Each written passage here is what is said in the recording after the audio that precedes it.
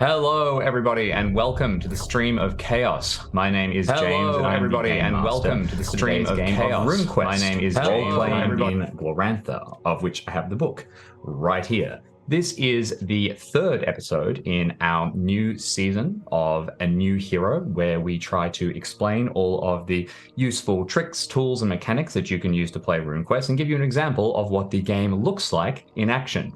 I am joined this week by the standard cast, who I will get to introduce themselves in a second, but also special guest, Geist, like a ghost. Special strange ghost creature, Harley Kane. Thank you so much for joining us again. We've already figured it out. We did it. We've unlocked the truth. So let me get everybody to introduce themselves. Harley, do you want to tell everybody who you are and talk about who you're playing today? Yeah, hi. My name is Harley Kane. I am definitely a ghost. I'm a cosplayer, streamer, performer. I do all sorts of fun and interesting things on the internet. And I am playing Vostara, who is a Humakti priest who loves collecting bones. Sick. Yeah. Bones from friends, enemies, it doesn't really matter. Just any kind of bone will do. Thank you very much. And throwing across to our regular cast, Bridget, can I get you to talk about yourself a little bit? Yeah, hello everyone. My name is Bridget Jeffries. I am one of the 4 community ambassadors for Chaosium. So basically, if you're looking to publish for Call of Cthulhu, RuneQuest, 7th Sea, and soon Pendragon, feel free to holler at your girl. I know, I'm super stoked about that one, Ed Mark.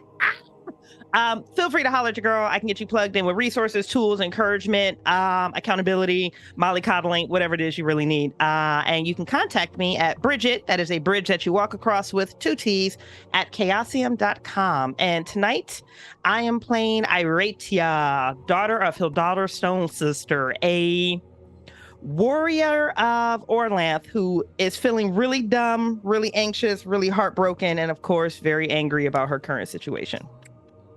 Absolutely. Fantastic. We're justifiably angry too, I think. Although you haven't been the one who's most recently had their leg torn apart and then pierced by a tentacle several times. That would be you, Dave. What a transition.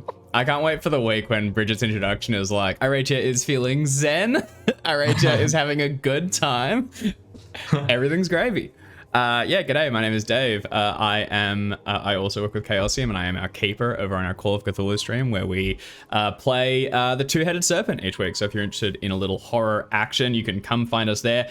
Not to say that Jamie isn't providing suitable amounts of horror on this stream as well, because there was some truly cooked content recently with those goddamn centaurs, and they're stitched together, sorry, pleading. Horrible. There you go. A little dark, a little deadly. Right. Can you tell us about your character, though? Yeah, I can tell us about Telos. I am playing Telos. I am a sort of a ranger from a small village. I'm a man more suited to the forests, the swamps of the world. Maybe not the forest, maybe not the swamps, but definitely, a man of nature, very akin to the beasts that roam. I've spent a lot of time up trees and under marshes, and excited to see what massive creature I can fell soon. Fingers crossed, zombie T-Rex. Or the big pterodactyl thing, I'll take that as well. Zombie Whichever pterodactyl? one you can give me. Yeah. Is there any zombie-based sea creature I could tempt you with? What about a shark or something? What's that big one in the race in Jurassic Park, that massive one that like chomped all the birds? I'll ever go one of those. They were sweet. Okay, I got some research to add to my my next session's prep. The TPK wish list. Oh my gosh. If you don't know the name, though, then it doesn't get added to the list. Oh, so no. You need to do the research. Forgive me if I'm Googling for the rest of this session. Okay, that's good then. All right, perfect. So I'll go in and I'll give just a brief summary of the action so far. But first of all, I'd like to say thank you to Sirenscape, which is a fantastic tool that we use to improve our games. And I'd also like to remind everybody that Regency Cthulhu has recently released, and that you can go onto chaosium.com to find it, as well as visit your friendly local game store to pick up your own copy. We've got interviews about it and sort of all kinds of fun content related to Regency that you can find on the Chaosium YouTube channel. So if you're interested in horror role-playing in the Regency era, a la Jane Austen, please check that out. So what's happened so far? Telos and Aracha have traveled away from their village, which was being plagued by a strange undead threat that they have identified as a dancer in the dark. They were heading towards a nearby village to speak to a Humakti sage named Gehet. Since Humakti is the death god, he should be able to give them some information on the undead. Unfortunately, when they were heading towards the village, they found their path interrupted by a rapidly grown swamp, the upland marsh, home of all the undead. They wandered into it, and they found that Gehet had unfortunately been slain. They have banded up with Gehet's apprentice, Vostara, and now these three adventurers working together, since Vostara is seeking revenge against the Dancer in the Dark, and as part of her duty to Humakti, must destroy it. The three of you decided to head towards the Quiet Stone, which is a holy place to Humakti, to lay Gehet's sacred sword to rest, and so that you could hopefully get some kind of guidance or benediction or help in your quest. Finally, along the way, not only have you seen lots of undead dinosaur things like the aforementioned zombie pterodactyl, but you have also spotted a few times this strange lingering centaur creature, which you have now confirmed appears to be stitched together and deeply, deeply unwell. So where we pick up the game, the three of you, once the centaur fled because you were not able to calm it down sufficiently to keep it around, returned to your campsite, and unless any of you want to say that you immediately tried to pack up and follow it, I leave that up to you. No? Absolutely not. Okay, yeah, go charging off into the even a stranger kind of drifting night. No, bad idea. You went back to your camp, you reset up your watch, and you had the best rest that you could. Considering that you caught the creature, you succeeded so well, and I believe that it was on a critical or a special success that you actually managed to spot the creature. I know that you were planning to stay up all night, I believe, Aracha, weren't you? Yeah, that was the original intention, was just to stay up. With the higher level of success, I'm going to say that once you spotted it, you do manage to get a little bit of sleep. So we're not going to apply any ongoing penalties or require any tests. I appreciate that. Thank you. I'll take that. You've got enough problems for now. No, that just means that things are about to get way harder. Exactly. So the next day comes, and once again, you can get up and you can start to travel. You're getting a lot closer to the Quiet Stone, and you are all starting to be able to feel it just a little bit. There is kind of a general numbing effect that seems to be coming across the entire world around you. And I mean that in a positive way. Humakti, the god of death, is, very high in the death rune, obviously. And that means that the feelings, the sensations, the pleasures of life, but also the pains of life kind of all get taken down a notch. So where there is this general absence of almost everything. It's not unpleasant. It doesn't make you sleepy. It doesn't make you feel out of it. It just makes you feel calmer and more stable. Vostara, for you, this would be very, very expected. You might not even really notice it because it's already so much in your character. But for Telos and Aracha, this might be quite outside what you anticipate. I'd love to know what it looks like as each of your characters start to feel the ambient presence of Humakti come over you as you begin to approach this holy place. Does anyone want to jump in and give us a little snapshot? I'm going to have a crack. I mean, Telos blew through his monthly talking allowance last session with like 2 senses strung together, so that's kind of taken him out of it already. I mean, he's a fairly stoic and like not talky guy regardless, so I think he kind of slips into this, and he is affiliated with the death rune as well, not to the same degree as Vostara, but it would have its mark somewhere upon his skin. So I think it's very sort of, not talking much, walking quietly, keeping an ear out, but I think the silence brings some comfort because we would be more aware of anything that's stalking around us, so sort of finding a peace in that and in the tranquility. Okay, that's good, because it's more of a general awareness rather than a new sensation of peace that comes through you. Whereas Aracha, by name, maybe this helps, having your emotions kind of taken down for a second, or does it not work on you as much? I leave it to you. No, she's a very electrified, personality. So I can only imagine with all of the stress, anxiety, anger, and frustration that she's feeling, and all that heartbreak from last night too. She's probably originally was doing a lot of pacing, moving 20 feet ahead of the group and then stopping, turning around to see if she can make eye contact with that centaur. She's making a lot of very frustrated, angry mumbling underneath her breath, and just the closer and closer that they get to the stone, I think she's going to slow down. Her breathing will slow down. She'll stop turning around, and she'll finally cross that point of pride where she'll actually look at Vostara and say, "I owe you an apology. You were right. We should have left food out for it. We may have had better chances of communicating if we had listened to you." I mean, in the moment, I think I would have maybe killed it, so I think it was better to listen to you in the end. I appreciate that. And that's already 10 times more dialed down than she typically is. So yeah, this is definitely her volume. Could you mind making very quickly a power check for me, if that's all right, Aracha? No, what is happening? Too early, absolutely James. not. Maybe alone. It's too much. She hit a 55, and I would have to do math because I forgot to pull my calculator up. Sorry. That's all right. Power is on a 14, guys. So Anybody want to 70. do math for me? Yeah, that's going to be fine. Power times 5. Okay. So, yeah, all right. What I would actually like you to do here is you start to feel a little more at peace, and with the tension in your body dissipating a little bit, you feel able to go and you feel able to talk to Vostara a little bit. I know that a while back, you failed to become inspired through your harmony rune, you've been locked out of it.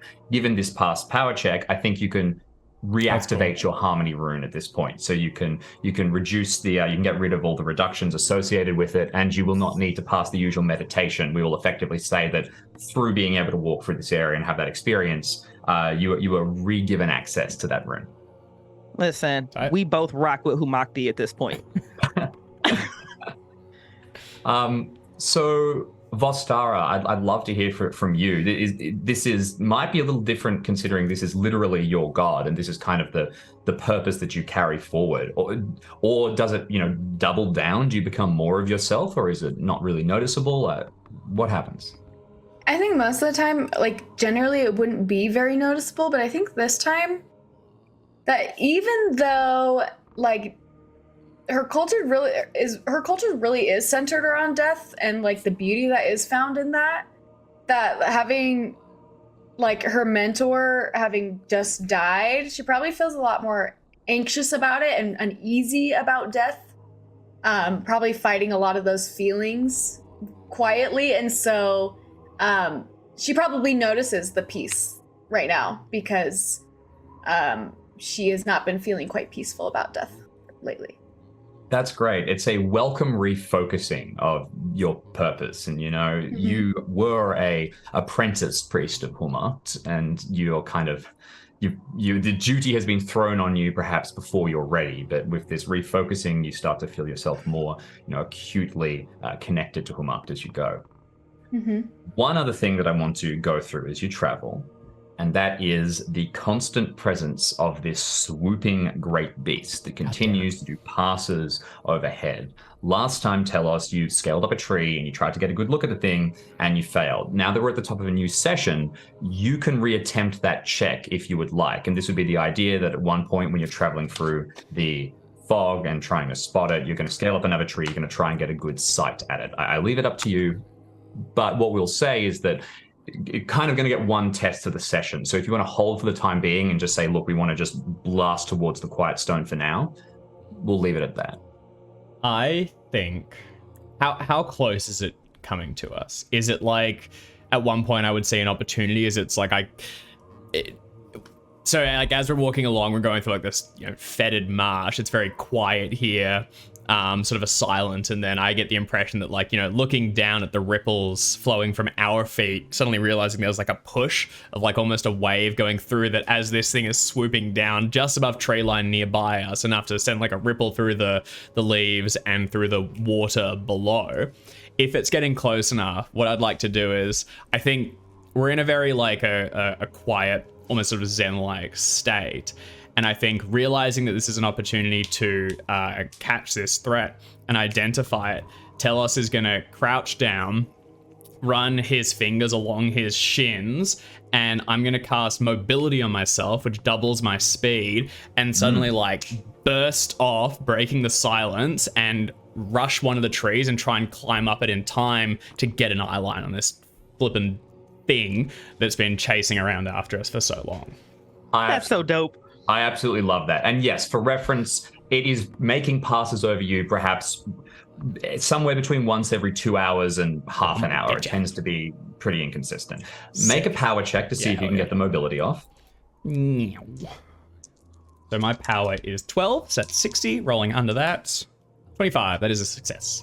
Excellent. Okay, so reduce your magic points accordingly. Your dexterity is boosted, and you can feel, your power increase here. I imagine that since this is Yinkin's magic, you kind of double onto all fours as you blast forward. Yes, sir. And perfectly. Scaling up the tree, make for me a scan check as you perch at the top. Dun sun.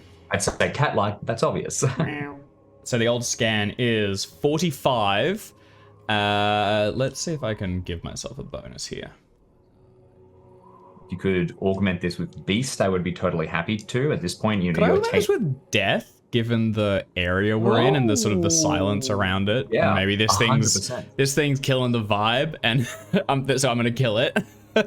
I love it. Yeah, absolutely. Well, also, you were pretty sure this thing is probably going to be undead, given that it's something. So yeah, absolutely. Can I argue maybe a little bonus to my death rune, given we're in a death like space? Because I've got 60 in it currently. Yes, can absolutely. I bump that to 20% bonus then? Yeah, totally. Yeah, Thank so you. increase your death rune by 20% for the purpose of this roll. Hell yeah, I want to take this. I want to increase my death rune. That's tight. I failed. I rolled a 93. Oh no! Oh god! Okay. I walked out of death rune. Whoops. Yeah, you subtract 20% from all rolls concerning your death rune until you're able to spend. That might be relevant. Oh god, guys. Time. Okay. I guess I'm also disturbing the vibe. Because I go rushing off like that tracks. I think I really actually do like that. Yeah, you go darting up this tree, and Iratia and Vostara spin towards you. You know, you are really too much into the beast here. You're not respecting the sanctity of the situation. But that said, you still do get up to the top. You do fail the check here to be inspired, but you can make the scan check as normal, and you will not reduce it. So I've only gone to 45 for my scan. Okay, that's a success. That is a 43. Okay, just made it. Excellent. So from the top of the tree, parked this time, you know that last time the creature passed over you, you were blown down from the tree effectively. You fell and you weren't able to get a good glimpse of the thing. So you hold on tight, you make sure that you're in a good position, and then finally skimming just over the treetops, oddly silently, actually. Most of the sound comes from the massive gusts of wind that come as a result of its passage rather than its wings making these large cracking noises or beating. You see an enormous shape. It's exactly what you expected and what we all knew it was going to be. It's a giant winged dinosaur-like creature. You are not a paleontologist, so you're not exactly sure I'm a what pretty variety. beastie guy, though. You are a pretty beastie guy. I've got quite high animal lore if it would be animal lore. Yeah, do you want to make an animal lore check? I'm going to identify this guy. What's he doing? Excellent. In my house. 45. 38. 45? Success. Okay. All right. Fantastic. All right. So more specifically, then, let me get my my bestiary information up so I can give you some relevant information. This is not a pterodactyl. It is some kind of Pteranodon the other one? I believe Leaning it is back to my 14-year-old self and my dinosaur knowledge. Bring it to the fore. I believe that it is a Gloranthan unique creature, but I am just going to get to that and confirm it for you. More importantly, it is undead, and it is not in very good state at all. Some of the bodies that you've seen of these creatures, the raptors that attacked you, they were mostly put together. You know, they'd been under the ground, and the magic that had imbued them had held them together. This one really has fallen pretty consistently apart. One of its wings is really pretty badly damaged, and it is affecting how well it is able to fly. It has kind of this rounder, fatter body, which looks like it's an innate part of it, but some kind of rot or gash, maybe the wound that initially killed it, goes right down its stomach, and you can see the kind of drifting bits of entrails that tickle the tops of the trees as it that's no good. Yeah. Sand check. Oh, wrong game. Sorry. Now, more importantly, this thing's face seems to have taken quite a bit of damage. You can see where eyes should be, but probably from sweeping down and diving into the trees again and again and again, it appears to be blind, and it does not appear to have a very intact mouth. Noted. As you watch, you can tell, and you'll see it pass just over you unless you want to make some kind of action to try and attack it here. First of all, with the successful animal law and the scan check, you can confirm this is indeed a very powerful opponent, something that you are going to want to be really, really careful before you fight, or be very prepared for. But what you watch it doing is skimming just over the treetops and then diving down whenever it detects the slightest bit of significant movement. You spot it this time, dive down and pick up actually another one of these undead creatures, some kind of other raptor thing, that it picks up, flies up a lot higher, and drops. It doesn't seem to have much more than something's out there. You need to go and pick up everything that moves, pick it up and drop it. This is like a hunter's weapon. It's doing scans and just trying to destroy anything that's moving through the area rather than sort of roaming. It's not consuming them. It's just dropping them from really high. Yeah. That is orca levels of disrespect. It's just a dick. Pick and drop. Just to be clear, whereas the other undead that you have seen, and this is kind of a result of your animal law, seem to be behaving in basically animalistic ways, but they have, as if they've been given life again when they shouldn't. This one looks more controlled, possessed, as if it was being directed, and it was like, go out there, find something, drop it. It's been given like commands, like it's got a set, what you haven't made is some kind of magic associated law, but you can tell that this thing is not behaving like a normal animal. If it was, it would be getting things and consuming them. In fact, at one point you see it dive down and it like picks up a rock at one point, like, clears it, like it hasn't, something's discombobulated it, picks it up, drops it. It seems to be hunting, for want of a better word, hunting for something specific. Okay. That's weird. Noted. Any additional action you want to take there, or are you pretty happy with what you've found so far? Yes, thank you. I will, I guess, when I get back down, well, the rock kind of throws me because I thought it was going from movement, right? Maybe something moved past the rock. Yeah, that you would have seen it just at that point. There was like a ripple in the trees from something else, and it does that at that point. Yes. Okay. I'll get back down from the tree and I'll say, it's tracking movement. When we hear it coming, still. Okay. Excellent. So, the three of you continue on, getting closer and closer towards the Quiet Stone, and eventually you know that you are only a couple of minutes from arriving. You can feel heavy in the air, this presence, and it's taking away the edge of a lot of your emotions. They're still there, but you're not feeling the sting of them. As you're walking, all of a sudden, the three of you spot a drifting shape through the nearby trees. It's the shape of a centaur. You hesitate for a second, and the shape comes around and starts as it sees you. You all see in front of you a centaur. This one is not covered in stitches. It is wearing well put together armor. It has weaponry and equipment that are set along its sides. It does not have any armor across its back, its hooven parts, its horse parts, but it is clean. It looks as close as you would imagine to like a traveler. And when it sees you, it hesitates. It starts for a second, and you all kind of look at each other. It raises its hands, and it says in very halting trade talk, it's okay. We come in peace. No harm to humans. It's okay. Kind of glances about. I leave it to the three of you for what you want to do here. Well, first and foremost, he said we, so she's just going to do a quick surveillance check to see what the quantity of we is. Make a scan check. Okay. Can I try and slide out of sight so that I'm not spotted by it as it approaches? Sure. Make a stealth check. Bostara, anything you want to get up to here?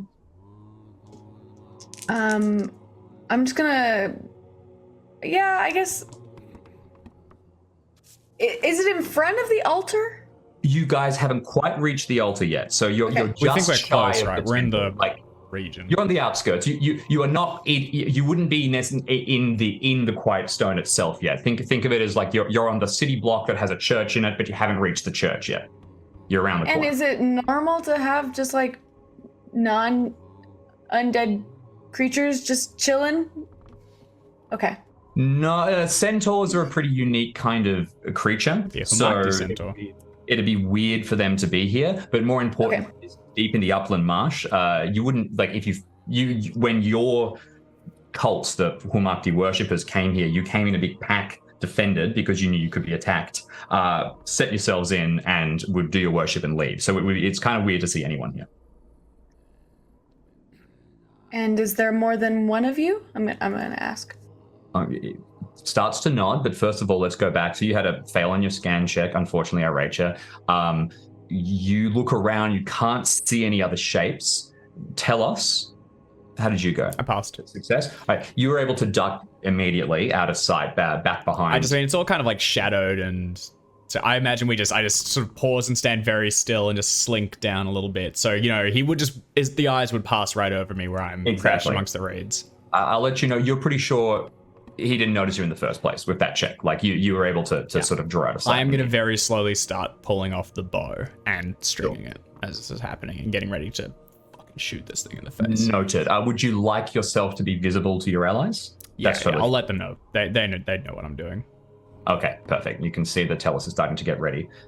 The centaur in front of you, hands still up, goes to answer. There are several of us, but we are good. There's no problem here. My name is Meyrick. Player note, Meyrick. Meyrick. If you would let me call for my herd, I would do so. And I will promise you, under the laws of hospitality that bind all of our kind, yours and mine, you will come to no harm. You do understand the dangers of this area, yes? Very much so. That's why we are here. And you cannot go to your pack alone? You have to call them here? They surround us. We are waiting. We are watching. I can explain more, but I fear that if one of my herd would stumble across this situation, they might misinterpret it. Let us put aside any anger for the moment and call about, and we can talk. There need be no violence between us. If any of you would like, you can make an insight check. However, it will not be typical insight because it is not insight-owned species. Centaur are different. You can see the centaur's hoof doing something. You're not sure what that means exactly. Okay, I would like to do an insight. Okay, so it's going to be the insight skill under regular 100%. insight. So it's just plus the modifier, basically, unless unfortunately. Hell yeah. Rachel, you can also make the same check if both of you are trying to crack too, just if we're... Yeah, absolutely, yeah. I mean, Okay, I got so plus 10 in it. So if it doesn't have a number next to it... Then it just takes whatever the base value is, plus your modifier. Yeah, the base value is 0. Oh, yeah, exactly. So it'll only be if you have a perception modifier. So if I get less than 5%... You got this. Dead easy. You got pretty much a chance to critically fail this as you do to regularly succeed. 84. 84. Not fantastic. It's not going to be a fumble, but you have no idea what this thing is doing. It has its hands up, it's talking to you, but this is some kind of mysterious other species, so you're not very keen to get too close to it. I'm pretty sure I've never even seen one. Well, you kind of saw like a weird one. Oh yeah, a weird one, but I don't think I've ever seen like a normal one. Hey, it takes that personally. Normal, man. I rolled a... Irata will take a step forward and she will ask, Mayrick, why are you here? And she hit a 2 on that insight. Oh, no shit. Oh, dude, that is Yeah, awesome. go figure. Nice. Yeah. When the Very mastodon falls from the sky, where will those rolls be? But yeah. And tell us, how did you go quickly? I failed. If it was a horse, I could read it. If it was a guy, I could read it. Horse guy, no good. No dice, unfortunately. Okay, fantastic. So you continue to watch. Tell us you have no idea, Vostari, you're trying to guess, but I rate you. As you look at this creature, you can see that there appears to be a genuine spark in his eye. You know, he seems tense, but you get the same kind of note of slight nervousness, but slight earnestness. You suddenly feel like you're back the first time you went over to your rival clan's village and you had those first awkward meetings. Hopefully this conversation in the end goes a little better than all of that did, but as best as you can tell, it's fine. We are searching for one of our own. That is the story, but we must be sure that this doesn't escalate. As I said, if one of my herd see things how they are, please permit me to call them. I promise you. You have my word, no harm will come to you if you accept our laws of hospitality. She's partially sedated right now. She's been dialed down the closer she's been getting to this quiet stone. So she's going to take another step forward and she's going to have both of her hands up. She's like, we mean you no harm, especially in a place so close to the holiness of Humakti. But I don't think we're quite comfortable with you summoning your herd. Okay. I will not call for them then. What are you doing with your foot? Hoof? Leg? Hoof. She's almost high right now. I just ask someone that, man. Sorry, nervous tick. Listen, we are here because we have detected something is wrong. I believe I may have been lost.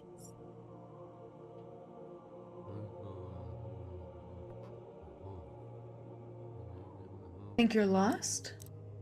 I hear something again. Hey, have I returned? Oh, are you talking to us? Sorry. Was that? I thought that was in character. Sorry. I think my internet dropped for a moment. I got complete silence for a second. Oh, we just weren't talking, apologize. I think, for a bit. Oh, Sorry, I thought you were I think we finishing were a in the moment. sentence. No, I apologize. I dropped No, out. green light, you're good. Okay. So the creature says, we are here because we have detected something is wrong. We are trying to find one of our own, well, sort of one of our own. I think of them as a criminal, and they are lost. They are hiding here, and we want to find them. That's why we have come. Why are the three of you here? What purpose do you have so deep? I can see by the markings on you, as I sort of said before, you're all covered in rune tattoos. So Vistara, you would likely have several very visible death rune tattoos. I can see by your markings you worship Humakti. Have you come as a pilgrimage? I don't believe our journeys in the upland marsh, according to the will of Humakti, are any other's business. Oh, yes! Very good. That energy. All right. Centaur puts his hands down, right? And he says, I've shared some of my information with you, and I can see that the two of you are hesitant. If you wish, I will let you pass. You can go about your business, but if you are heading towards the Quiet Stone, we have business there. We need, for a moment, for you to hold back. Our business is solely with the undead, as is by the will of Humakti. I believe you have no right to tell us whether we can or cannot enter the Quiet Stone. I would beg you, talk to my leader, talk to the speaker for my herd. We can find a way that we could discuss things and everything could work out correctly here. I understand. I want no trouble with you or your kind. Please. I want peace between us. And you can see he starts flicking his eyes around now. He was making illusions before that his herd were very close by. So you start to become very slightly worried that you might get stumbled upon at any point. If you want to try and push past him at this point, like insist, I'm going to need some kind of social check, and you could pitch whatever you'd like to me. This could be some kind of intimidate, this could be a persuade, or whatever. You could pull back, but he does sort of do the equivalent of, horse planting his feet, kind of clear that he's now in between you and the direction that you want to go, although, it's a swamp, so you could go tearing off into the woods to try and get around. But he's not yielding just yet. How much time are you asking for? Enough time for a conversation. I would beg of you to meet with our leader. Speak their name. Okay. Oh, sorry. Go ahead. Oh, sorry. I just speak their name. Give me the leader's name. Yeladine. Player note, Yelledine. Yeladine. Yeladine. Feel like we're at a spelling bee. GM, is the Quiet Stone, was it built by the Humakti? Is it owned by the Humakti? Or is it just there and we worship there? Make Great a question. Humakti law. Cult law. Okay. So Great cult law question. Humakti. Okay. Dice. That's important.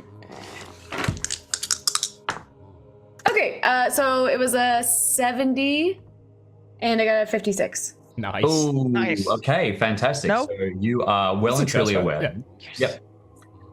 So the Quiet Stone was once just an insignificant area. It was part of the upland marsh, and then there was a great battle done here between several Humakti rune lords, sword lords as they're called, and a great horde of undead. And the power of Humakti was called to this area, and the battle was so great that it has infused this entire region. It's basically just a small kind of pool of water with a couple of rocks around it. It's not a formal temple, but it is imbued with so much religious fervor that the undead in this area tend to avoid it. You know that it itself, out of respect, a special blessed blade has been plunged into the soil to mark the center of the holy place. But it's just a piece of land. It doesn't really belong to anyone. But the only reason you would know it's here is if you worship Humakti or if you have some kind of attachment to Humakti in general. It's not owned by the cults of Humakti, so to speak, but the gods are kind of present anywhere. It would be... It's not necessarily a hostile action, but something is going on if somebody tries to block your access to it. Let's kill him. And okay. to remind you, so he's just said Yeladine. She is our leader. I would call for her. We can speak of this, and then we can sort things out. Please, there are greater enemies around in this area. We are all united against the true evils in this place, surely. You are a worshipper of Humakti. I am So then alive. you are aware of the sacredness of the Quiet Stone to my people. Very much so, and I respect that. You must understand the only reason I would hold you back on this important pilgrimage if there was something very important to me and to us. I believe maybe you and your leader may need a reminder of the importance of the Quiet Stone to my people. So yeah, I would love to speak with them. Thank you. And we speak to your manager. How about to Karen, everybody? He raises his hand, looks towards the collection of you again, and says, I will call for them. Getting permission one more time. And then if none of you say, hold on, he Go ahead, Merrick. fingers in his mouth and he gives this loud, sharp whistle. You hear the whistle responded to from a couple of different directions. Damn and it. then pretty soon after, you hear hoofbeats coming quite quickly. And suddenly 4, 5, 6, 7 other centaurs come charging into the area. And suddenly all of you are pretty significantly outnumbered. As soon as the other centaurs come in, Merrick holds up his hands and he begins to yell, "It's okay, it's okay. Here to talk, here to talk." The other centaurs burst in. You can see they are in armor. Several of them have drawn weapons as they arrive. Seeing this and hearing Merrick, they lower their weapons. They don't put them away yet, but there's like a ratcheting down of the tension for a few seconds. Telos, you're remaining hidden during this time, I take it. Yar. Okay. So you stay hidden away. So there's 8 of them in total, is that right? 8 of them in total, including Merrick, yes. I want to try, just positioning-wise, I want to have a bead on the leader, just as things are developing. That's kind of what I'm going for. Totally understood. Speaking of which, one of the centaurs, this is one of the figures who rides straight up, and they're wearing a full head helmet, pulls up the armor over their face, and you can see a woman's face, and she yells, "Merrick, what is the meaning of this? You've spoken to these people. Who are they?" And Merrick says, "I have given them hospitality. I have granted them time to talk." There's a little rumble from the rest of the centaurs as this is as he says. Rabble. They wanted passage. This one, I think, is a worshipper of Humakti. Another rumble. Very interesting. The woman turns towards the two of you, nods, and she says, "I am Yeladine. I am the keeper of mercy. I am here on business sacred to centaurs and sacred to our people. What is your purpose in this place? You're straight here on a pilgrimage, is that right?" I'm gonna pull Kahet's sword out. I'm gonna pull it up and pull it out, and just like very slowly, very methodically pull it out.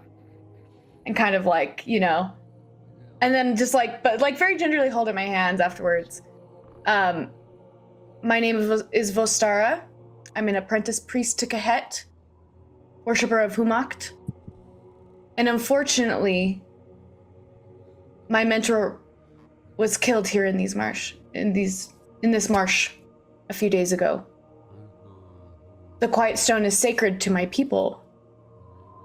And I have but one mission to return my mentor's sword to this place. And I don't believe you have any right to tell a worshipper of Humakti that they cannot be in a place of Humakti, no matter what your sacred mission may be. I love that. Very cool. When you pull out the sword, for a second, all the other centaurs kind of raise up their weapons. Yeladine holds up a hand to them because she can see that you're doing this kind of more dramatic, long sword pull. You reveal it. It's this beautiful but simple blade. You finish your speech, and Yeladine nods slowly.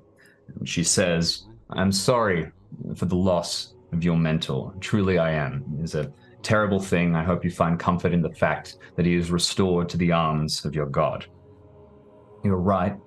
We have no right to tell you that you cannot enter into the holy place. And if you would do so, I give you passage. We will not stop you, and we apologize for the delay, but we must warn you, we are here hunting one of our own, and he has taken refuge inside the shrine. We are waiting for him to exit so that we may slay him. Out of curiosity, what does this being you're looking for look like? Another little rumble around Yeladine. Rabble. This is my favorite part. I love it. Another little frown. Yeladine steps forward and says, you have seen a passage, one of our kind. You would not be able to mistake him. He is fractured, broken, sickened, a monster. It would be stitched, and you would have felt the evil pouring off him. Is that something that's done to your people? She looks around at the others and then says, not for many years, not for a long time. It's old magic, and magic we hoped was dead and buried. But through our guidance, our powers, and our worship, we have detected it rising once again. So we have come here as a group to put an end to the abomination. That is our sole purpose. But while he is resting in the sacred grounds of Humakti, we have not approached. At this point, Mayrick kind of rides forward a little bit and starts to whisper something into Yeladin's ear. Either of the two who are in the conversation, if you would like, you could make a listen check to see if you can pick up the details from the distance that you're at. I was trying to have a bead on the King Centaur, Queen Centaur. Would I be able to make a little listen action? I think you're a little further back. I'll tell you what. Do you want to? I don't really want to risk willing to remake your stealth check. Yeah. Essentially, I think. Good. All right. I'll hang back. How do we go? Success for Aracha, Vostara? I needed a 30 or less, and I got a 30. Nice. That's perfect. That's okay. Okay, cool. Hell yeah. Clearly, you've got better hearing than they give you any credit for, the two of you, because both of you hear Mayrick whisper, Yeladin, they could go in. We can't get in there to kill him, but they could. We should make a deal. She kind of nods, pushes back. Seems to be considering for a second. And she says, we're not assassins, and we're not mercenaries for hire, and we're not your tribe's executioners. Ooh, very cool. Words ring out. Yeladin looks, rounds, purses her lips, nods, and says, very well. And we would not want you to undertake any action that you don't wish. Whatever your mission is, go about it. We will remain here outside, waiting for that one to leave so that we may slay him. When he goes in, when you go in, and when he in his maddened state attacks you, understand that we warned you of the danger and that we were not behind his actions. We claim no responsibility for the Banished One's madness. She steps aside and looks at her warriors. They put away their weaponry, and you are freely able to pass or freely able to continue talking to them as you should wish. I'm going to still kind of hold my sword out. Yeah, no, totally fair. They're a lot bigger than you, and they have big hooves. There's 8 of them, yeah. And there's 8 of them. 9. Yeah, and I'm a little annoyed because, it's sure they're outnumbering us and they're big, but to make a deal with somebody's own land is a little, like somebody's own home, somebody's own place of worship seems a little interesting to me personally. So, hearing that they want to strike a deal with some place that I feel like I have more of a right to be in than they do, right? So I find that really interesting. Well, you also note that they don't appear to be going in, and you're not sure why. There's no rules that say they shouldn't be able to. But you obviously don't have all of the information. Well, then I'll ask. And I appreciate the caution in approaching such a sacred place of Humakti, but how come you have not entered yourselves? They look around to each other. Yeladin says, we have been engaged in difficulties in our homeland, skirmishes, battle with other residents of our kingdoms who are very powerful worshippers of Humakti. We have not fallen out of his favor, but we would undertake no more actions that could be misinterpreted as disrespectful. So we wait. For now, the abomination continues to live. Well, I do believe that death sometimes is the answer, and death can be a beautiful thing. However, my only dealings are with the undead, so I cannot help you in your quest to get rid of the Banished One. But we will continue forward. She nods. She says, if you do speak to the creature, and if it does attack you, know that it It is wrong that it lives, and it is an affront to our God and to our ways. Just as it is your holy quest to visit that site, it is our holy quest to slay that creature. If we can work something out, I'd be very happy to speak with you, but I understand you have your own missions and we will not hinder you. All right, and then I guess I'm gonna walk forward, kind of like I'm not like giving like tell us away, but just like like a little nod, like are you gonna come out or not? Like I just live like here a now. Home. At home in the swamp. Aracha, do you plan to follow as well? Yeah, Irata will fall into suit. As she is passing Yellow Dean, she has that moment where she's like looking up at this one just magnificently gorgeous beast. And her integrity wants to warn them with that little piece of information Telos gave us about the creature in the sky. And then she looks up at it like, nah, and just continues walking. Bye-bye. Awesome. I love that. So the two of you head past, and at this point you're kind of... You're in the woods, basically surrounding the holy site itself. And as you leave, Telos, I'll come back to you in a second, but you will spot the centaurs fan out again, and they appear to form a perimeter around the area. They're basically all within shouting distance of each other, and they seem to be blocking any access routes, so that the creature, the abomination, the stitched centaur, has no way to escape.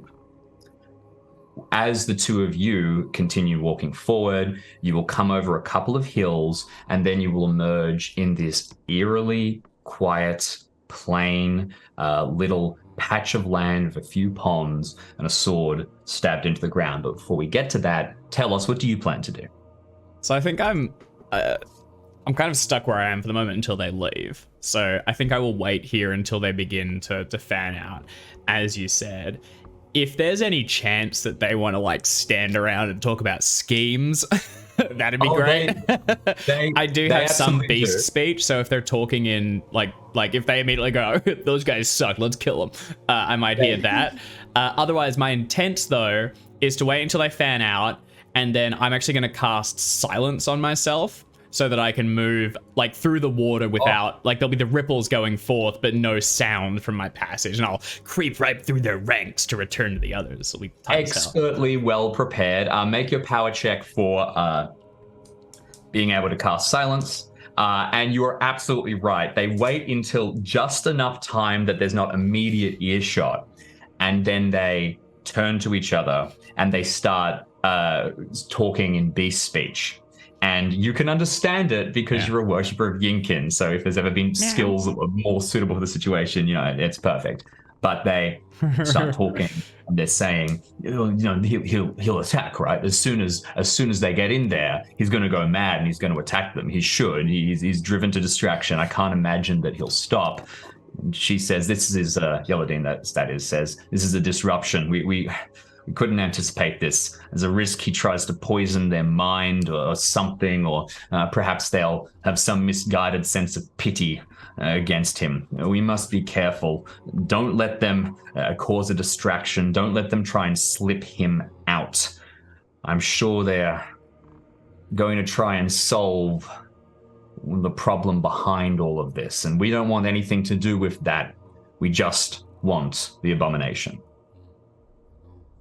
And they branch back out. Sick. You've reduced your magic points accordingly after making the power check?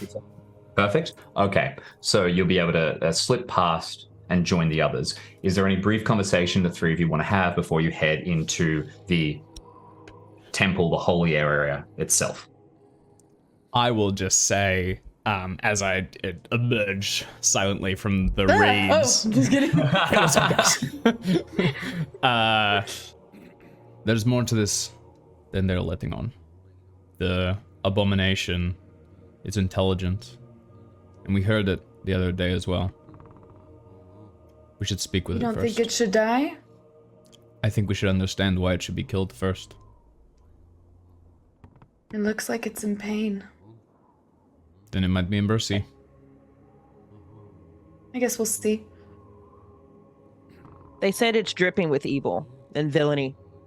This thing didn't attack us. It could have. It didn't take more food than what it needed to survive that evening. No, it's not evil. The undead is evil. It was made the way that it is. It's not choosing to be that way. But I do believe that death sometimes is a mercy. Whatever we do, we should assume we are being watched. When we try to leave this place, it will be surrounded. There are 8 of them, and in a fair fight, I think we will lose. Okay. So, ready to step forward? Scooby-Doo. Yeah, I'm gonna hold the sword out. Like I'm holding it in my... Okay. Absolutely brilliant. You walk forward, you cross these little hills, and all of a sudden you emerge into a clearing. I want to start to describe this amazing temple site, but Humakti is very naturally understated. That's the nature of the god. So it seems like you just walk forward and then all of a sudden you can feel that you're in a place of reverence. The trees are a little bit thinner here. You're kind of in a clearing. You can even start to see a little bit of the sky above, although the rays of the sun don't really pierce in through the heavy fog that is drifting over the entire area. There are these little rolling grassy hills, a couple of ponds, and even the water here is slightly cleaner than in the swamp all around. It feels like not much goes strolling through here since the presence of death is so large. There is an old sword. Looks well made, but nothing ostentatious, that has been plunged into the ground, the blade still sticking, about 1.5 feet out of the ground. There is a couple of rocks scattered around it. Vastara, you would remember sitting on them, resting, or some of the elders of your cult making speeches from them. And you can see, leaning against one, semi-collapsed, looking exhausted, is the creature that you saw before, the stitched centaur, put together, twisted up, and it is holding, almost cradling to itself, the sword. It hasn't pulled it out of the ground, but it has its hand gripped around it, and you can see blood trickling down along the blade, and it looks slightly sporific, but not, tired, but not agonized. It blinks as it sees you approach, looks up, and in beast speech, have you let yourself be visible? Tell us. Yeah. Okay. Excellent. In which case, it will say in beast speech, "You here to kill me?" And you can hear that there is not that agonized pain in its body anymore. Wants to know if we are here to kill it. Does it want to die? Do you want to die? I've only been alive for a short time, and since coming here, with this numbness, this is the first time I've lived without pain. I would have said yes until I found this place, until I found this piece. And it continues to grip the blade. Its movements now are so much better, and you can feel the heavy numbness of Humakti here, and you would assume that at the shrine it is even closer. You remember seeing this creature, like when it twitched its ear to hear you, it would accidentally trigger, it's a deformed monster, like put together improperly. But the magic of Humakti here has given it peace, and it looks like while it is holding this sword, it has a certain strength that's come over it. Finishes what I was saying. Do you speak the trade tongue? It looks kind of, his eyes unfocused, a few words. It turns to the two of you, guessing that you two are the ones who speak trade tongue, and very haltingly, it doesn't have the skill that the other centaurs had. It will say, "I have no name, but I greet you."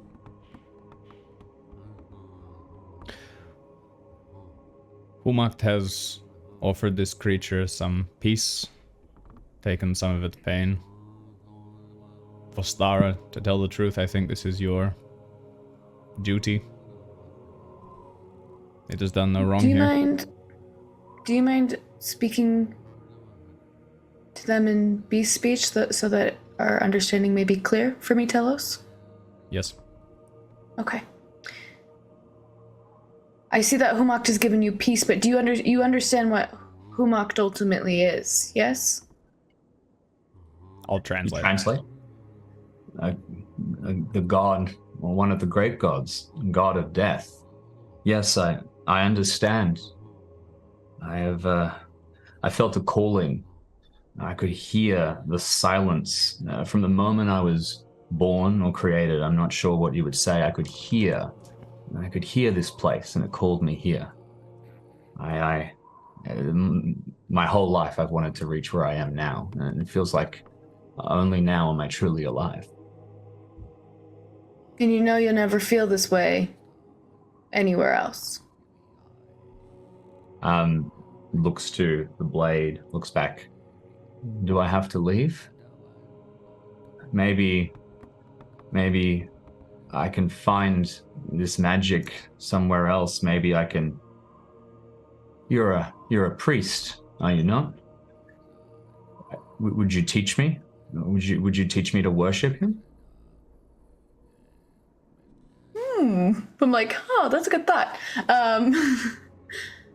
Protector of the quiet place? Fuck yeah. Or the quiet stone? If I do believe Humakti has called you here, and I would never ask you to leave, but ultimately, Humakti calling is death calling. And while I cannot promise you that you'll find any other peace in life, because life has not called you, death has, I'd be happy to show you the ways that worshiping Humakti has brought me peace. I would learn them if you would teach me. He seems to nod. He shifts a little bit, and he says, "But I know it will not be that simple." He kind of blinks a little. I was followed. There are others out there, others hunting me. I can hear them. Will they let you? Will they let you leave if you stay here? Will they let you help me? Probably not. But this is also not their land. I also believe that Humakti is called to you and not them. Like Humakti has called to me. He tilts his head and he says, I don't understand much of what's happened here. I've not been alive long, in truth.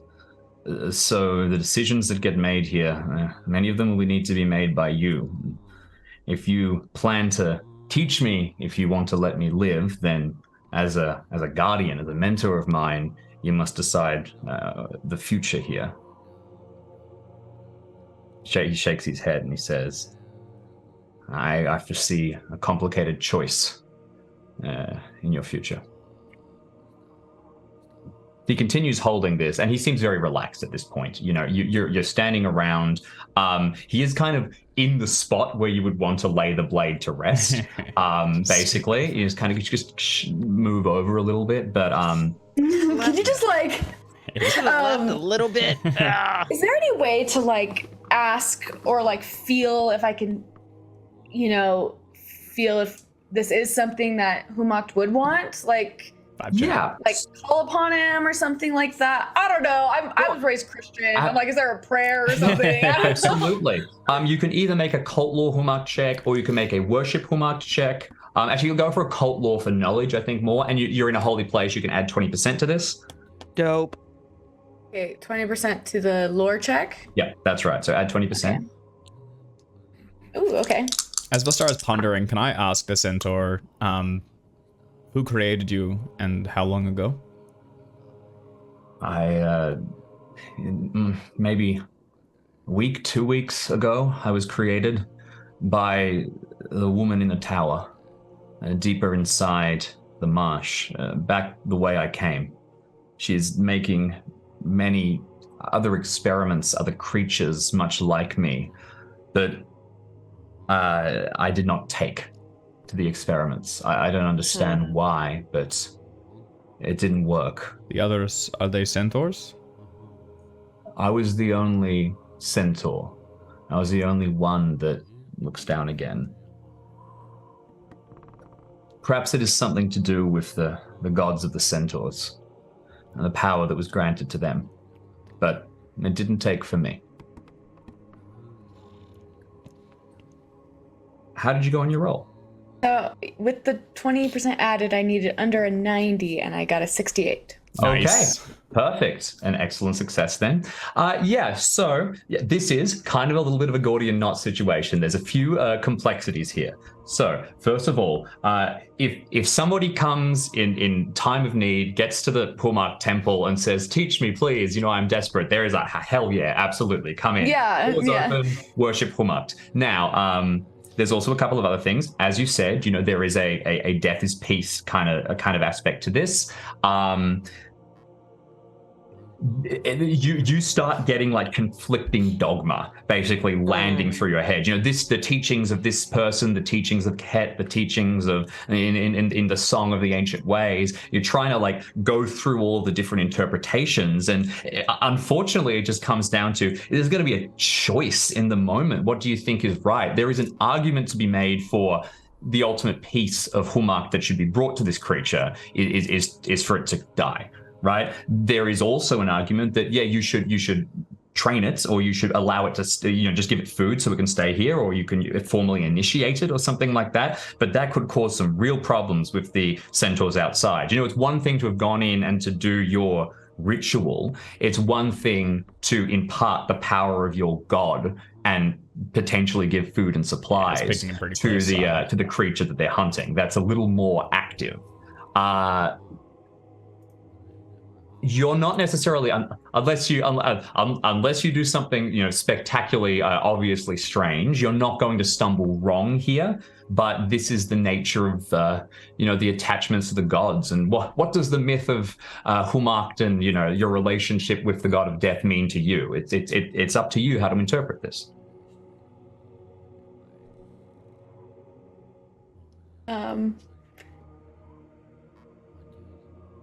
Tough decision. Okay. I'll it is let a tough you think about decision. it. If you have any other specific questions, feel free to hit me. Otherwise, I'd just like to hear, just because Rachel hasn't said much for a second, I'd love to hear what she's up to. I'd love to hear what's going through your head. Yeah, and the beast talk, she's probably getting lost in the translation there, especially when Telos is talking directly to it. But at some point, if we're just kind of like hovering around and talking, she's probably just going to go directly next to it on the other side of the blade, sit down. 1, there's clean water here. 2, It's dry. 3, nothing is swooping above or running. Like, holy hell, like she can actually sit down for the first time since they've been in this goddamn marsh. So she's going to sit down next to the nameless one while they're having this back and forth conversation. Yep. Open up her pack, hand him a water skin, and then do almost like the kid with the popcorn bowl. Like, do you want some of whatever this trail mix I have? Yep. She's not talking to him. It's just, she's at peace. She's very sedate right now, and she likes this thing. So she's just, while this conversation is happening, she's just like shouldered up next to him, like kid in a popcorn bowl. Totally not irate here. Absolutely. I love it. Quiet and calm. What the hell? This place is good for her. We should leave our Ranger here too while we're at it. Right. Just drop the two of them off. And she doesn't care if she's being watched. That's the big thing. She doesn't care if she looks up and she sees a centaur 200 meters away looking her dead in the face. She doesn't care. Yep. Speaking of which, I guess, can we see centaurs? Like, are they obviously watching us from here? Do you make a scan check? Are they obviously doing is what I'm concerned about. Obviously, no, but there's fog here. Like, unless you're trying to peer in, it's going to be hard. I'm fine with that. As long as they're not just clearly silhouetted standing there and, like, ominously, like, we see you, you see us. Fucking try it, nerds. Based on the snippet of conversations you overheard when you were sneaking past them, you would be shocked if they didn't have some method of observing inside. Yeah. But they are not doing so in a way that is making it obvious. Yeah, that's fine. I mean, I'll add to it. I think we can get out of this. If we choose to leave him here, we can find a way to escape without drawing the attention of the herd. I also think, Humakti aside, to kill this creature that has done no wrong, that we will not, skin and eat, it's definitely against... It is not how Yinkin would guide me. This is not our fight. And also, if this thing was created by the dancer, which we seek, perhaps it can give us direction towards it. Better to make an ally, maybe, than leave another corpse. Speaking of corpses, and she's gonna look at the centaur. Whether you live this day or die, you should really have a name. I have not been given one, but if you would grant me a name, I would be honored. She's gonna immediately throw like the sleepy glaze over towards Harley. This is Harley too. Sorry, to Vostara. This is 100% her lane. This is her god. This is her space. I'm gonna bring the sword over. I'm not sure what the ritual is for laying the sword. I don't know if I'm supposed to stick it on the ground. I don't know if I'm supposed to. Very happy for you to interpret it as you would. You can make it up if you'd like. It's an offering. Okay, so there's a sword in the ground already, right? Yeah, the old one that was planted there to mark the spot. Okay, and there's not like an altar? No, there's a couple of stones around the sword, but that's it. Okay, we're gonna get a little dramatic here. So basically, I'm gonna come over to where the centaur is, unsheath the sword, like bring it up, and like put it into the ground right in front of it, basically. Sick. Awesome. Okay? This like beautiful sword. Okay. And I'll bend down and tell us, come here. Make you come over here and just say, I think what I've learned the most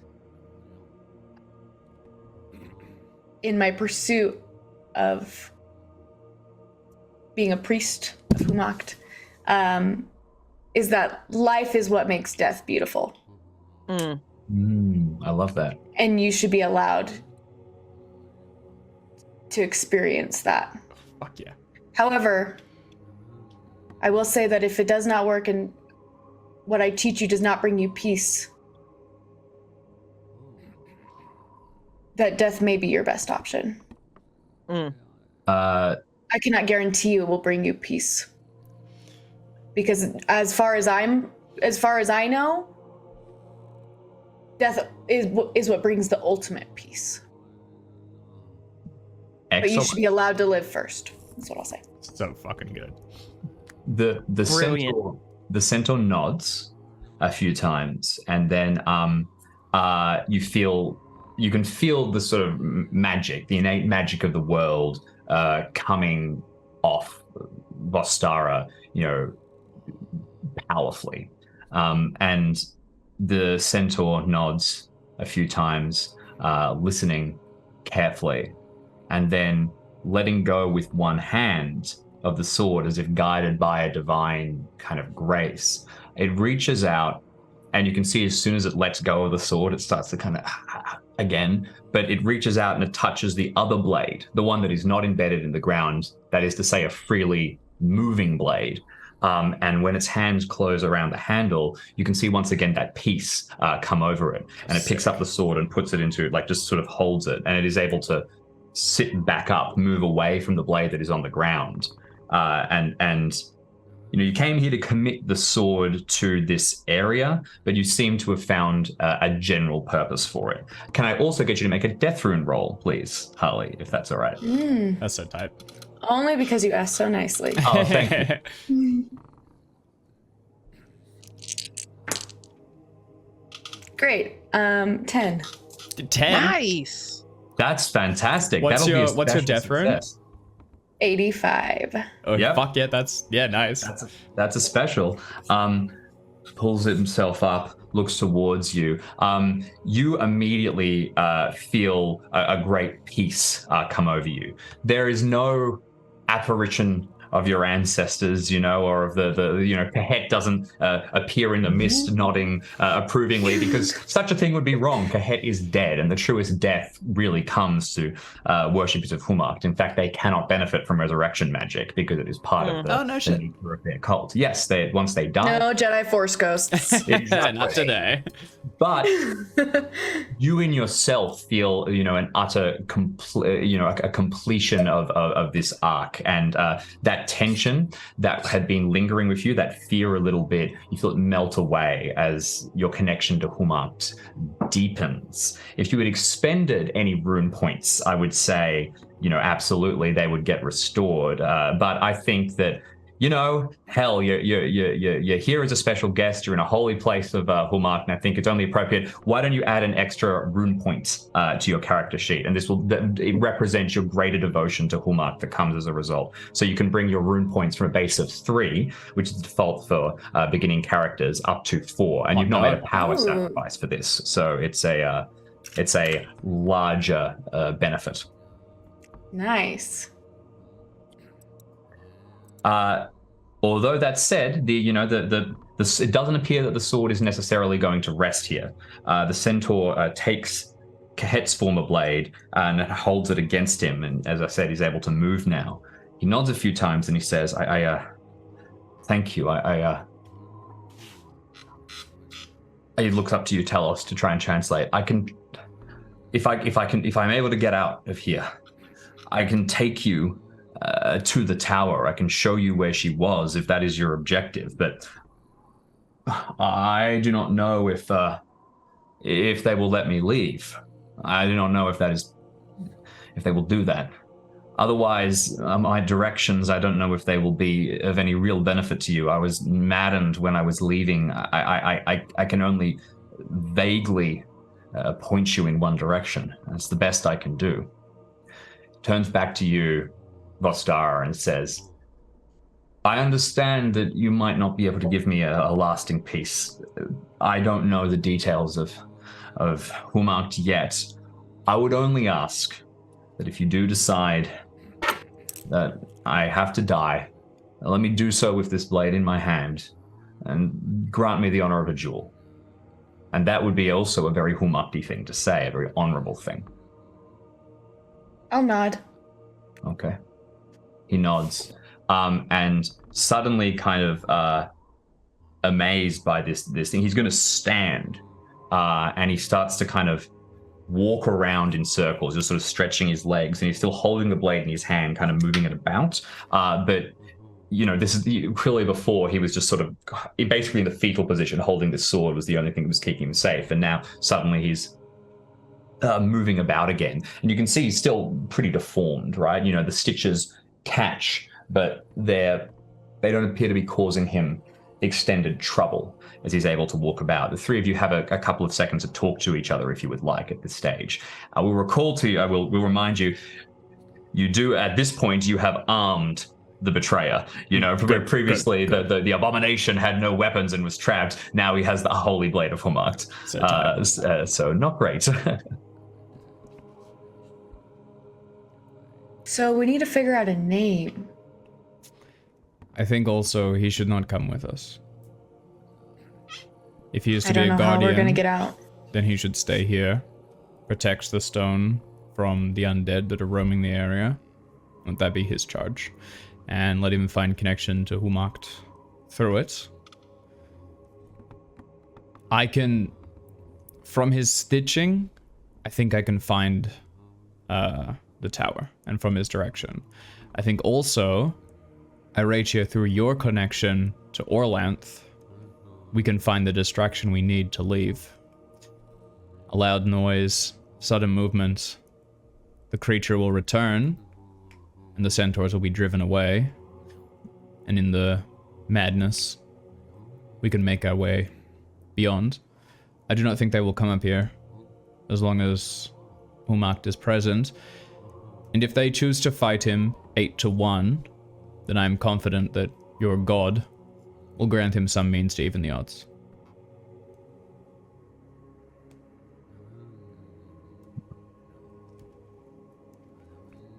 This is both in-game. Oh, go ahead, babe. No, I'm sorry. He's like feeling good with the sword, right? Like he's feeling... he does appear to be moving much easier, yes. In-game, out-of-game, both of these kind of simultaneously. We are making the leap that the woman in the tower is the dancer in the dark. I'm assuming there's a connection at least. Okay. Your understanding, or at least if she's wise enough to create monstrosities, then she will have the directions to that. She'll have knowledge for it. Got it. I'm working on there'll be a connection from there at least. Your understanding is that the dancers in the dark are from an old age, and that old age was the age in which these sort of things were created. Were created. Got it. Okay.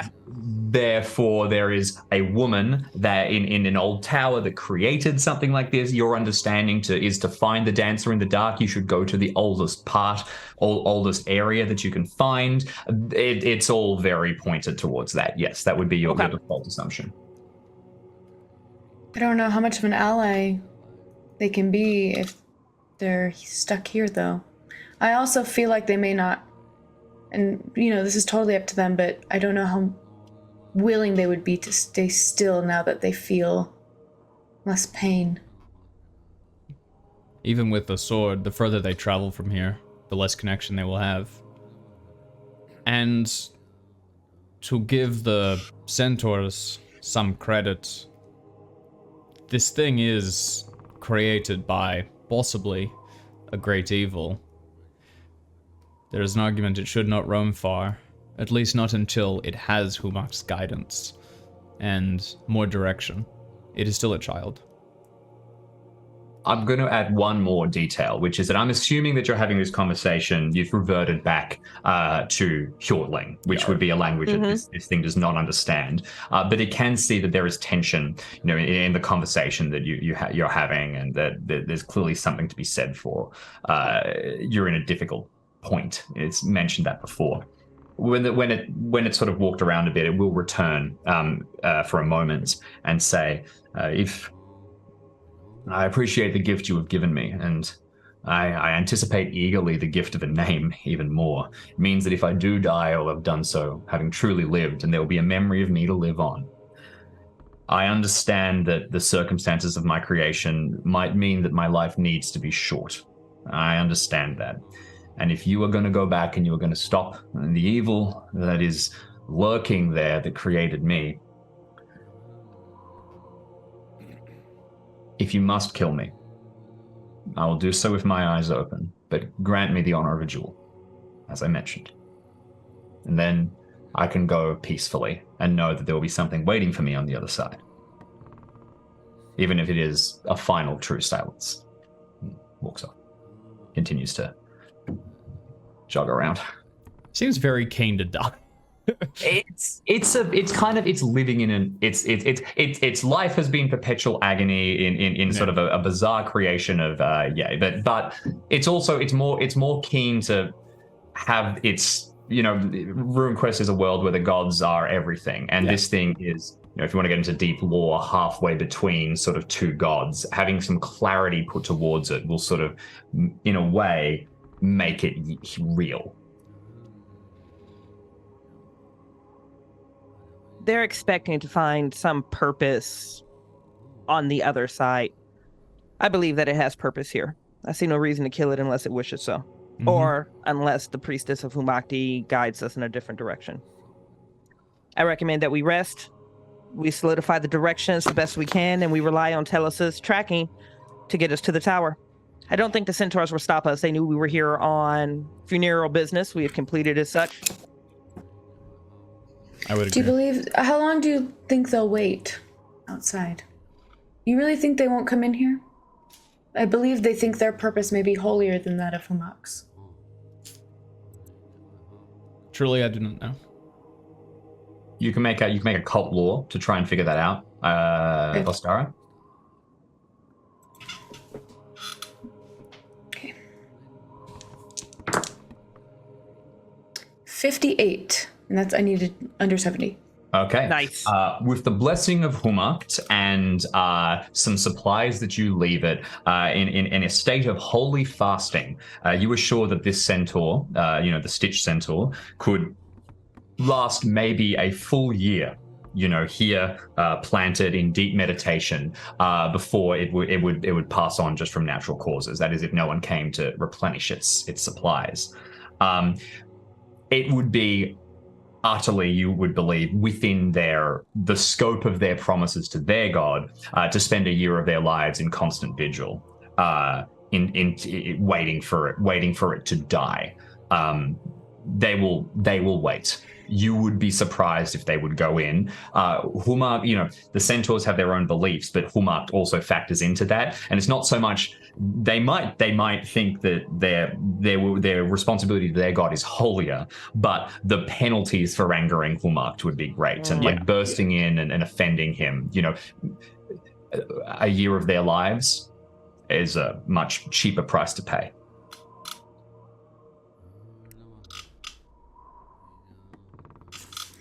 That is going to be a problem, just thinking for stars back, because that is going to be, there's a ring of these freaking centaurs around your holy site. Like anyone paying pilgrimage here, as they're approaching, all these like 8 centaurs are going to come and go like, hey, could you fucking kill that dude? We will give you like $50. We've been here for 9 months. Just kill that guy. We hate him and it sucks that he's there. Please go and kill him. That's going to be every thing, pilgrim. This is a pretty isolated area, so it's not like they're going to get a chance every like week or something. But yeah, that's a thing. This is if you got a couple of options here. You could leave him here, and that's sort of you kind of either dealing with this problem once you've dealt with the dancer in the dark, or kind of leaving it to fate, basically. Which likely results in them waiting for a year, or them waiting for someone else to come in and take up the charge, and the Stitch Centaur dying. Or it's you try and sneak this Stitch Centaur out. It seems like there is a focus for it towards Humakti, a silence that can be provided. It has the blade that you've given it, so it can move. But what that will mean long term, you don't really know. You have and you'd be. Are we going to cause it pain the further it gets away from this spot? But you presume it's more presumably does it take. You're pretty sure that the faith of Humakti can accomplish anything. So there is a way for it to survive and to live, but will it want to effectively? Will it want to devote itself utterly? And then you may have a maddened centaur that starts running around. And then finally, if you did that, you would be you're not just providing supplies to the abomination, you are helping it escape. This would have far-reaching implications. And the final side is that it's not seeking death, but it acknowledges its unique condition and has given you a method to honorably, effectively ask for its grant it death. That could get you a lot of favors with the centaurs. One of your missions, Iracha and Telos coming here, was that you need friends because there could be upcoming tribal conflict. Hey, having the centaurs on your side is not, having a favor to this warband of 8 centaurs is like, could be pretty. You think about how many soldiers there are, like that's essentially another village on your side when you call in that one favor, right? So these are this is RuneQuest for you. Choices. We've given it a sword. I suggest we give it a name and we leave it here and we reconcile its situation once we've dealt with the dancer. There may be means of restoration, or there may be additional means of negotiation with the centaurs upon our return. So we would come Do you back plan here? on coming back? After we've resolved the dancer, yes. Well, that would mean mechanically, is it likely we would resolve that in downtime, in the season break, and have kind of like an ongoing. So now you can add, a tribal rivalry or clan rivalry between you and the centaurs or something, or like your names have become known to them.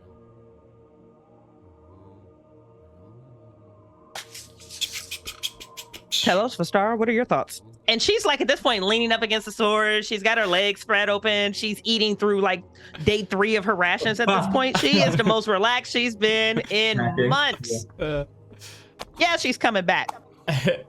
Fuck. I was completely on the let's leave the dude here. I was like, cool, Temple Guardian. That's sick as hell. But I think the point of, it's a chance to gain allies over kind of gaining nothing, I think probably shifts Telos. I think he realized that there is a benefit to helping the others, even if we don't necessarily agree with what they're doing. Fuck. But it's just taking a side in a conflict that isn't ours, nor do we fully understand. Like, we don't know what this thing's going to turn into. I don't understand how centaurs work. We don't even know this is the dancer in the dark. There's a lot of unknown still. You also didn't necessarily explore every option back with the herd of centaurs, right? The pack of centaurs out there. You could go and speak to them a little bit more, try and get, because you're sure they have opinions to share with you too. I bet they fucking do. I think even in saying all that, I agree with Iratia. I think the best thing is to give this thing some semblance of peace, let it live its life, even if it's in a fairly small space, for a while, and we can return. If we discover with the Dancer in the Dark that this thing is unholy and, should die, then, or, is destined for a quick death, then maybe we could gain some benefit by dueling it and shortening its lifespan. But if we don't, it seems cruel to kill something just for the sake of making our own lives a little easier. So I would say we leave it. Well, while I agree with, or while I understand where your head's at, Vostara has promised to let it have Humak's peace. Yeah. So I'm okay with leaving it there, but I would not return to slay it no matter what. Okay. Unless it asked for death, I would not return to slay it in order to create a pact with I the think that's fair. centaurs. I think we're all on the side of leave it then, right?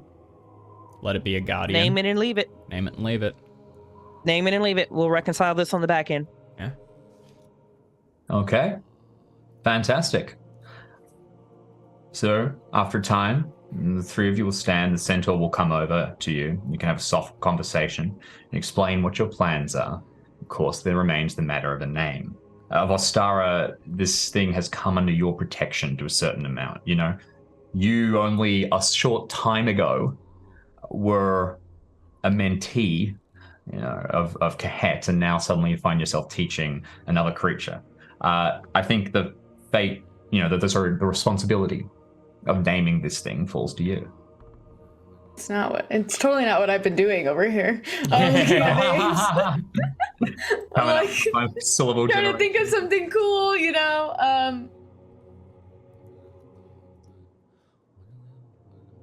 Do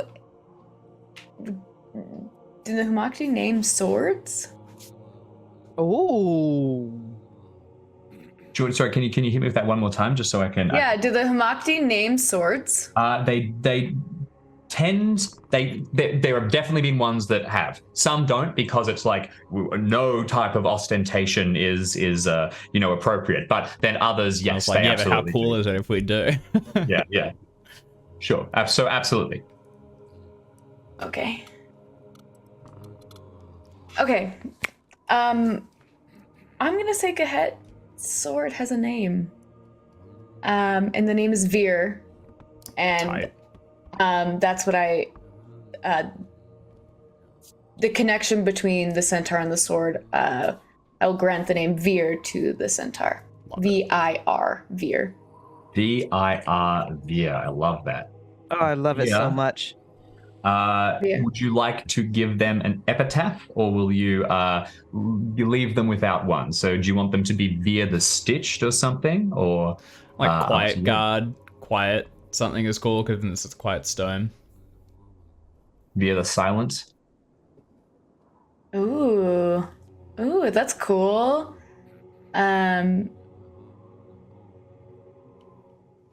Yeah, I like that. The silence. Okay. Veer the Silence. Do you want to give us a little description of maybe how you provide the name? Is there a little ceremony? Do you effectively knight the centaur or something like that, or is it do you lean up and whisper in their ear? What do you think your method of passing on the name is? Oh, they already have the sword with them. They're holding it, but when you sort of come and they can see the serenity of the moment, they kind of hold it out with their hands flat. You could take it up for a moment and do something if you would. I'm gonna take my necklace and take off Kahet's bone and basically kind of knight them in a sort of probably a little bit more of a simpler way. Maybe with some like some dirt from the ground of this holy place, like on their shoulders and around their neck, where I carry my bones, and name them Veer the Silence. Excellent. Yes. Once again, there's that ripple in the air as you lay out the name.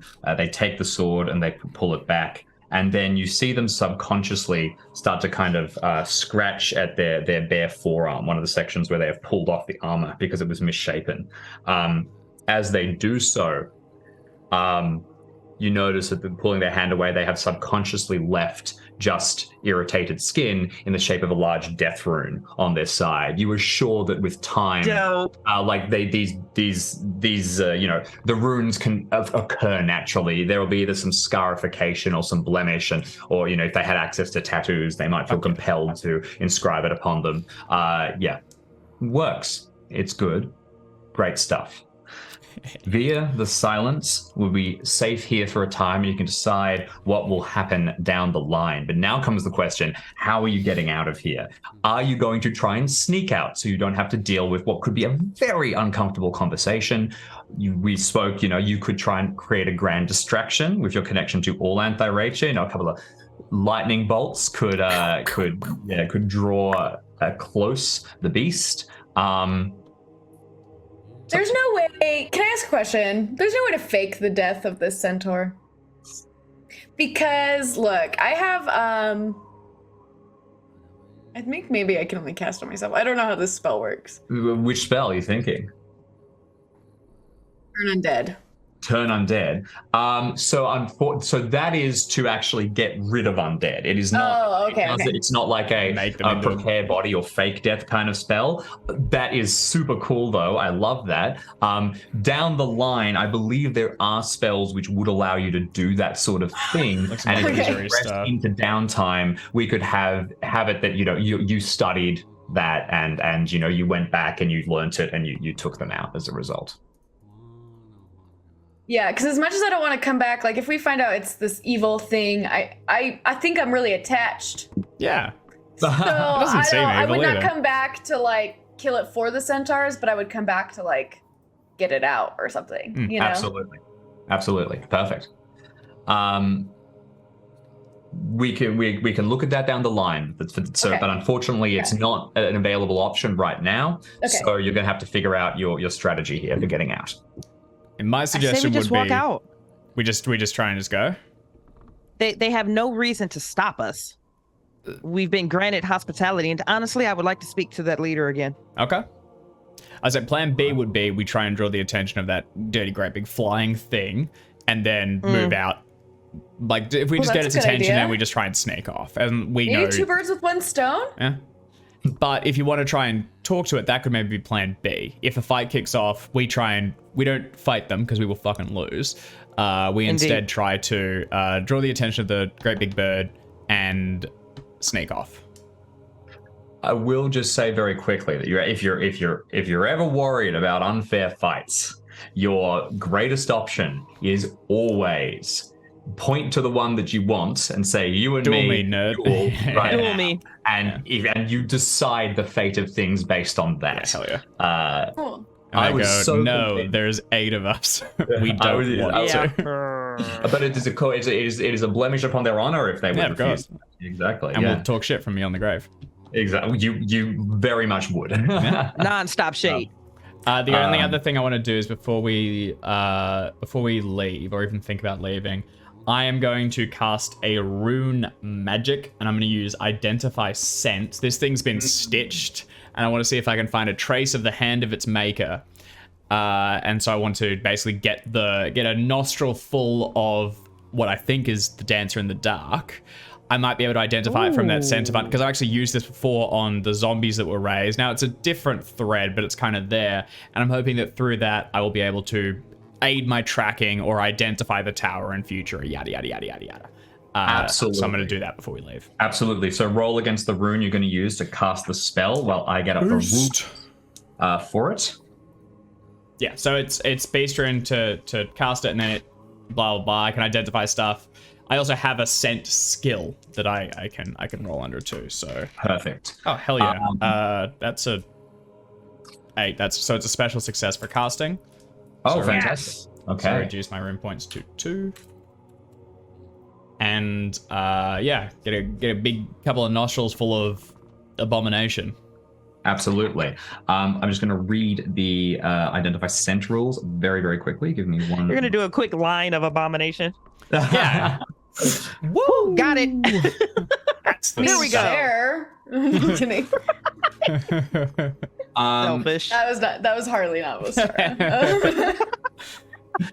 So that's going to be. Can you make for me a scent test, smell test, just on top of this? You obviously cast a rune spell. These are ultimates. You're going to get something good out of this. But let's just get some extra info. Okay, and that's perfect. That's a 33, and I have 35 in it. So I also succeed. Old cloth, old towers with crumbling stone, this harsh chemical smell that burns at your nostrils, and blood and dead flesh and something Gross. else, and the trails of hair lingering above your face when you come to life for the first moment. The smell is vivid. Yeah, you know the direction. Yeah. It's going to be hard to find, but you know the direction. Do I get the sense that this thing is undead, or is constructed from old flesh of other things? The line is blurred. It is not undead. And the definition would be it has a soul, basically. Okay, all right. And that's why it is able to have a connection with the gods. Smell its soul. The soul is kind of grafted, for want of a better word, together, but it is there. Okay. So, Let's get the walking fuck out of here. I'm gonna hide. A lot of when we water. leave. I'm putting that on right now. As much water, clean water as we can take. Our body can go a long time if it's hydrated, if it doesn't have food, even without food. As much water as we can take. Absolutely, completely Clean understand. water, we're going to take clean water. You've got some clean water. Are you going to leave a couple of your rations for the creature? We have so fucking Yeah, I'll little. I'll leave some of mine. I don't mind. I will take that. Okay. Yeah. Perfect. We will reconcile, just because I am conscious of the time, the exact rations that you have remaining, because we were tracking them last time, for the next during next session. But I'm tempted to kind of are we interested in just giving it, risking it and just giving it all of our food, and because we're leaving here, we will have a chance to hunt. This thing's stuck here, possibly forever. Do we want to just give it everything, and we can either barter with the centaurs? What is there to hunt? More than this thing's There's not gonna much- have. That's fair. I kind of love that. We have lots of clean water, honey. That will Yeah. take us a while. I think that's kind of. Yeah, we got that flying dinosaur thing. I'm Yeah, sure we'll it's eat that. real tasty. Oh, with the entrails that have been dangling on the tree. zombie. That have been tickling the tree. Yum, That yum. sentence has not left my head. Yeah. Tickling is bad. I rate you to do a dump. She'll resource dump. Yeah, I'll give it. Okay. I'll give it Yeah. all of them as well. Half of it anyways. YOLO. Via thanks you. Takes the food and Don't eat it all at once. the way he thanks you actually is he just nods. I think that he's taken his Humakti. name very, very personally via the silence. And when you make to leave, he will walk back to the rocks and he kind of rests on his side in that strange way that horses do. He's still an awkward creature. Just in general, centaurs are a little funky to move in a lot of ways, and then he's kind of misshapen beyond that. But he seems at peace, and you can Good for him. turn about and leave. And as Iratia mentioned, you were going to head back out, and you were going to head into the path of the centaurs. I was so convinced that combat would occur today against in that little zone, in that area, in some form or another. Unfortunately, it still might. Dual time. When you go out, you can see the centaurs standing there, and they are waiting for you. I want to try and be sneaking, just flagging. I've caught it. Make a stealth test for me.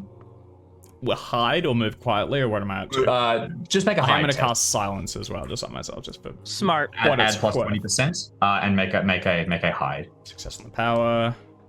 Fuck, that's 2. So that'll be an extreme. Ho, Correct, whatever. ho, Oh ho. that's my a crit. god. Okay. Telos disappears. Yeah, you are hidden, and they although they were watching to an extent what was happening in there, we will say that you have Got one of managed those to. reed straws that you just see going along the river.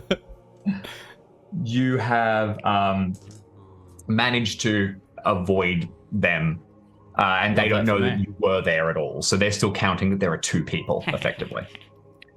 Stupid Coming horses. out, not all the centaurs are there. Mayrick is, as well as one other, and Yeladine, the mistress, the leader. She's standing there. Her helmet is pointed up. They don't have their weapons out, but she is frowning, and you can see like barely contained anger in her eyes. Shit. And she says, as if it's a question, but you can tell it's not. You were unburdened. Have you forgotten some supplies? I know that face. I wear that face a lot. Do you not feel the calming effects of this place? Yeah. I am calmed considerably, but these effects can only calm my fury so much. Have you You're ever going to be here for a considered- while. Oh, sorry. Go ahead. It finishes just by saying, we did not impinge upon your right to practice the worship of your gods and your needs, but you have on us. How do you know? Because we can see you have left food, you have left a weapon. And I understand the weapon if you laid it to rest, but the ripples of magic we felt in there. You have armed the abomination, and you have given it means to fight against us. At least you had the honor to come out and talk to us directly. Do not besmirch that honor by lying to us now. I have not lied. We told you our dealings were with the undead, not your abomination. You did dealings with the abomination, though. You gave it the means to defend against us. Have you ever considered that maybe going after the thing that created it? They look towards each other for a second. It's not our place to go battling against these creatures. And we know where this one hides. And it would be a long trip, and it would be difficult for us to defeat it. We have problems of our own we must attend to. So if they make more, you just will let the problem continue. She kind of snorts, and she says, have you seen the problems caused by one of these beasts? Have you seen what she has sent? The beast in the air that roams to try and find it? She will know now that centaurs, she cannot make any more of them. They will not serve her purpose. Our connection to our gods are too powerful. She will have to deal with other creatures. You don't think she'll try again? If she does, she risks awakening a power that even she is not ready to deal with. Oop. Like angry centaurs? Or are we just going to let her keep going? Yeah. I believe your anger is misdirected and also continuing the problem. You're making some good cases. Do you want to make an orate check here? And if either of you would like to add anything, tell us or irate, please feel free at this point, and we can sort of consider. Yeah, of course. You are hidden. Gurgle, you bubble, and that's about it. What sort of check am I making? Orate it will be. So it is in communication. Communication skills. Oh, okay. Okay. It's not like horrible. So, come on. I think saying, look to the root of the problem rather than the symptoms is a pretty good argument. Yeah, for sure. It's a pretty good And argument. they go, no, thank you. Yeah. I got a 98. All right, let's get our swords God. out. Let's go. Yeah. Woo. Okay. Is that actually a fumble? Let me get my calculations out for that. I believe it is. It depends. What's your orate skill? 35. Ooh, that might be. That's Yeah, gonna be 98. close. gonna be. Let me just double check. Oh my god. My llama dice have cursed It's a me. fumble. It's a fumble. Yeah. It's a RQ just fumble. confirmed it too. Yeah. Oh my god. Okay. They Fight time. so she seems to be listening to you. Duel.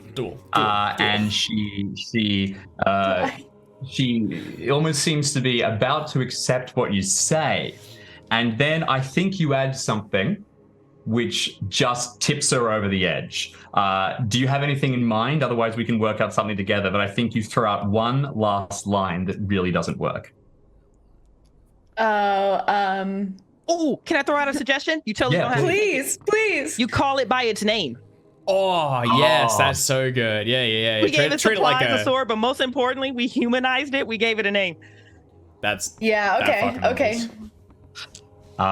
That is awesome. So you say, Via would not do, is no threat to you, or is not the source of the problem. And her eyes flash and she cries out, "You named the creature? You try to make that thing human? How dare you? Ironhoof traveled through the lands of the dead and faced the gods themselves to grant us our humanity. And you think that you have the authority? No, Fuck yeah. you have no right. I defy you, Humakti. I call you upon your honor. You will not leave this place. Draw your sword and face me. I challenge you. Let us prove who is right." And she will step back, and the others will scuttle away as she challenges you very formally to a duel. How do you respond? fucking square up. Yeah, I feel like Hell the I fuck believe in yes. this so much that I'm gonna take out my sword. You step back, draw your sword. You can feel behind you the magic of Humakti rising from the shrine. You can hear the thundering hoofbeats of the other centaurs as they will come in, and they will begin to make a circle, movement, sound, and then very far away, out of everyone's detection for the moment, steady wing beats as a great flying thing detects the movement and heads in. Jewels, monsters, the whole bit.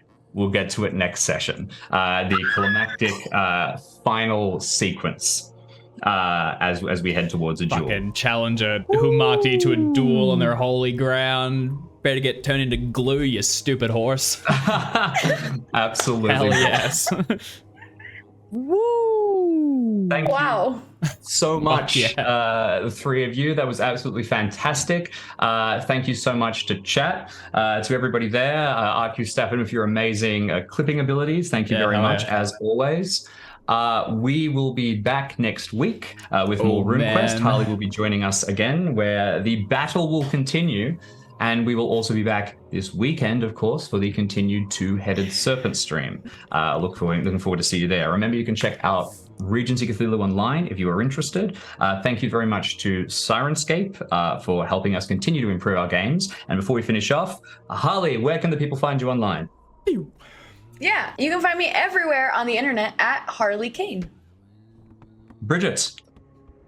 If you're looking to write for Chaosium's community content program, feel free to shoot me an email at bridget@chaosium.com. That is a bridge that you walk across with 2 T's at chaosium.com, or anywhere at all on Symphony Entertainment. Horror is my happy place, and I feel pretty horrified right now, even though this isn't a horror game.